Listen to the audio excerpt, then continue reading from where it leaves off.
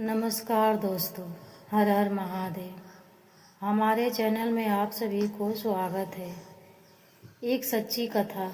जब भगवान शिव और माता पार्वती गरीब बनकर धरती पर आए। एक समय की बात है। स्वर्ग में रहते हुए माता पार्वती के मन में एक प्रश्न आया।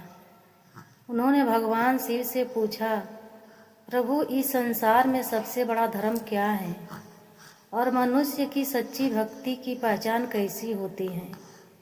भगवान शिव मुस्कुराए और बोले, पार्वती, सच्ची भक्ति और सच्चा धर्म संकट में ही परखा जाता है। चलो धरती पर चलकर स्वयं देख लेते हैं। फिर भगवान शिव और माता पार्वती गरीब ब्राह्मण दंपति का रूप धारण कर धरती पर आए। वे एक गांव में पहुंचे। उनके वस्त्र फटे हुए थे, शरीर थका हुआ था और वे भूखे थे।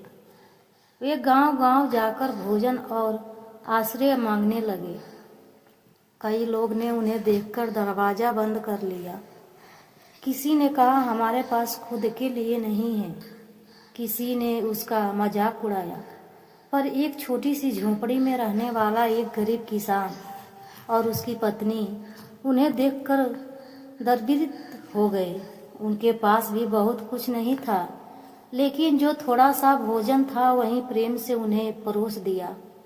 पत्नी ने कहा, अतिथि भगवान के सम्मान होते हैं। भूखे को भोजन देना ही सबसे बड़ा धर्म है। उन्होंने भगवान शिव और माता पार्वती को अपने घर में सुलाया। खुद भूखे रह गए, पर अतिथि सेवा में कोई कमी नहीं की। रात होते ही अचानक झोपड़ी प्रकाश से भर गई। भगवान शिव अपने वास्तविक रूप में प्रकट हुए और माता पार्वती भी दिव्य रूप में दिखाई दी। उसे देख किसान और उसकी पत्नी भय हो और भक्ति से कांप उठे। भगवान शिव बोले, वंश, तुमने बिना स्वार्थ, बिना पहचान जाने हमारे सेवा की। यही सच्चा धर्म है। धन से नहीं, करुणा और प्रेम से भगवान प्रसन्न होते हैं। भगवान शिव ने उन्हें आशीर्वाद दिया। उनके जीवन से दुख दूर हो गए और वे सदैव भक्ति और संतोष के मार्ग पर चलते रहे।